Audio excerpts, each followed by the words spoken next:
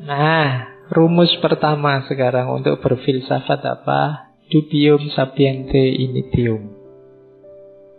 Meragukan, mempertanyakan adalah originnya, sumbernya wisdom, kebijaksanaan. Oke ya. Jadi bapaknya filosof modern ini bilang, kalau mau berfilsafat, rumus dasarnya yang pertama adalah ragukanlah, pertanyakanlah apapun. Makanya tadi saya bilang, mungkin rumus ini penting untuk hari ini, ketika yang benar dan yang salah tidak jelas. Kamu kan diserbu tiap hari oleh ribuan berita, ribuan informasi baru yang kamu sendiri kelagepan. Bingung kamu yang ini yang benar mana, yang tiap hari kamu capek goreng berita. Ya kan? Sekarang kan orang gitu. Ini gorengan, itu gorengan. Hari ini sampai isunya kan sampai level gorengan itu level tuman. Iya. Tiap hari kamu goreng, akhirnya tuman goreng. Kalau ndak goreng ndak enak. Dan gorengnya kan tipikal, kalau dari grup sana digoreng biar kelihatan jelek terus, kalau yang dari grup sini dikelola biar kelihatan baik terus. Maka sekarang apapun yang mampir di pikiranmu, yang terlihat oleh matamu, terdengar oleh telingamu, ragukanlah kebenarannya. Jadi malak bukan yang baik terimalah, yang hoax bantahlah. Kalau di Descartes sebentar, iya kalau jelas bedanya hoax dan ndak. Kalau kayak hari ini ndak jelas mana hoax mana tidak, maka rumus paling jitu adalah ragukan semuanya, ujilah semuanya. Jadi ini rumus pertama dari Descartes. Doubt is the origin of wisdom. Nah, ilustrasinya begini nanti dari bukunya Descartes itu. Inilah yang disebut method of doubt, nyawa teorinya Descartes. Saya bacakan ceritanya Descartes, kenapa kok harus begitu. Bayangkan, katanya Descartes, ada orang yang membawa satu keranjang penuh apel. Terus dia takut beberapa apel di keranjang itu busuk, sehingga dia ingin membuang yang busuk itu agar tidak menyebar ke apel yang lain. Katanya Descartes, apa yang akan dia lakukan? Bukankah dia akan mengeluarkan semua isi keranjang? Kalau kamu bawa apel sak keranjang dan bagimu ada beberapa apel yang busuk, cara untuk mengambil apel yang busuk gimana? Mencari yang busuk gimana? Bukankah semua isi keranjang kamu tumpahkan, terus kamu cari yang busuk? Selanjutnya, bukankah ia akan mengamati setiap apelnya, lalu mengembalikan ke dalam keranjang apel yang masih bagus dan meninggalkan apel yang busuk? Dengan cara yang sama, katanya Descartes, mereka yang belum pernah berfilsafat secara serius, memiliki beragam pandangan dalam pikirannya yang ia masukkan sejak kanak-kanak, dan pasti ia juga percaya dan menganggap beberapa pandangannya ada yang keliru. Kita kan sejak kecil dijejali mungkin jutaan informasi, kamu punya banyak sekali pendapat. Kalau saya tanya, yang ada di kepalamu itu bagus semua, benar semua, baik semua, atau ada yang jelek, ada yang tidak benar? Pasti kamu akan jawab, ya ada pak, 1-2 yang jelek, 1-2 yang tidak benar. Berarti apa? Ya kayak apel dalam keranjang tadi.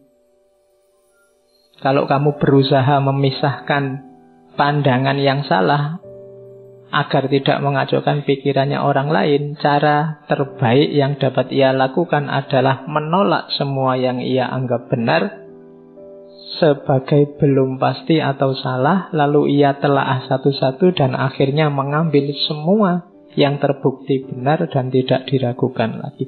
Berarti caranya apa? Kayak apel tadi ditumpahkan semua, dipilih mana yang busuk, mana yang baik. Pikiranmu juga begitu, karena menurutmu ada beberapa yang salah, keliru, katanya Descartes. Ya sudah, tumpahkan semua sekarang. Ya tumpahkan itu bukan berarti dibuang. Pikiran bukan materi yang bisa dibuang, tapi berarti apa? Uji semua. Kenapa? Karena kayak apel busuk itu kan nular. Pikiran yang baik jejer pikiran yang jelek, itu kemungkinan besar yang tertulari yang baik jadi jelek. Isi pikiranmu bagus-bagus tapi ada 1-2 yang rusak. Itu yang rusak ini biasanya yang mempengaruhi yang bagus. Maka sortirlah. Biar yang ada di kepala kita ini yang mantep-mantep saja, yang pasti-pasti benar saja. Dari situlah metode ini namanya method of doubt. Metode meragukan. Oke, cuma untuk bisa begini butuh pemberani. Tidak sembarangan orang berani semacam ini. Karena orang biasanya sudah terikat oleh kebenaran yang dia anggap pasti dalam hidupnya. Itu yang menurut saya sering jadi problem hari ini. Orang tidak berani menguji kebenarannya. Loh, yang diuji itu bukan yang salah, yang benar ini juga harus diuji. Makanya katanya Socrates, hidup yang tidak diuji itu hidup yang tidak ada artinya. An unexamined life is not worth living. Hidupmu tidak ada harganya kalau tidak diuji. Ketika kebenaran hidupmu tidak kamu uji, itu artinya kamu tidak paham tentang terhadap kebenaran itu. Setelah diuji, kamu kan tahu, oh ini memang benar. Ketika belum kamu uji, itu berarti sebelumnya kamu hanya ikut-ikutan saja. Jadi, yang pertama, method of doubt. Ragukan semuanya, tidak satu-satu. Oke. Terus, caranya gimana kemudian, Pak? Milih yang benar, mana yang busuk, sampai ke yang pasti benar. Ini epistemologinya Descartes, nanti yang dikenal dengan 4 aturan, 4 rules. 4 aturan berpikir. Kalau ini rumus-rumus generalnya, rumus umumnya. Yang pertama, jangan percaya apapun sampai terbukti kebenarannya. Ini yang nyawanya meragukan tadi. Caranya membuktikan kebenarannya gimana? Ya diuji. Cara mengujinya gimana? Yang pertama, analisislah setiap masalah dengan memilah semua bagiannya. Contohnya apa?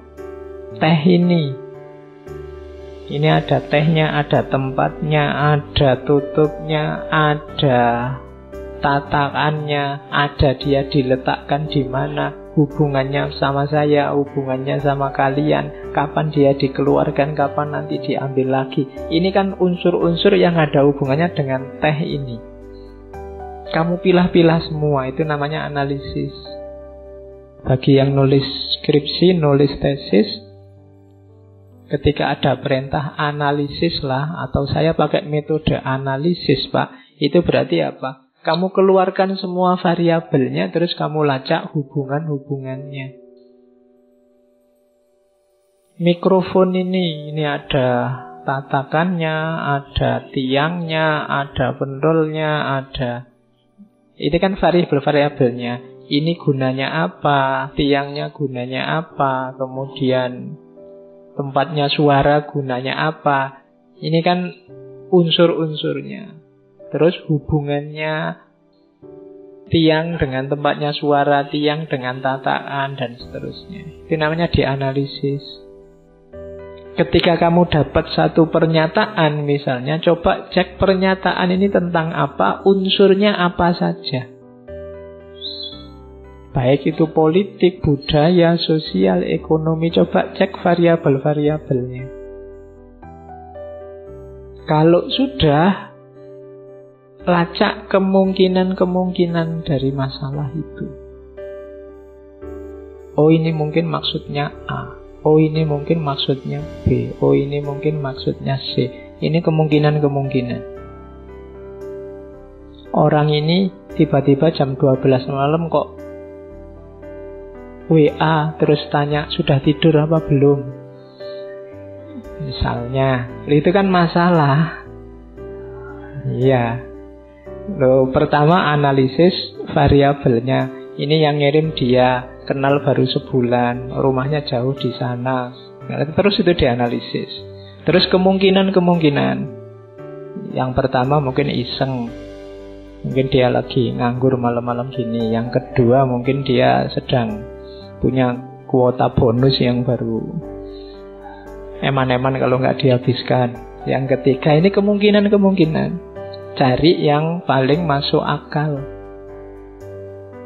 Jadi identifikasi kemungkinan-kemungkinan. Terus biasanya setiap masalah itu ada, katakan variabelnya banyak. Selesaikan satu demi satu variabel itu. Temukan step by step yang mulai yang paling mudah sampai yang paling sukar.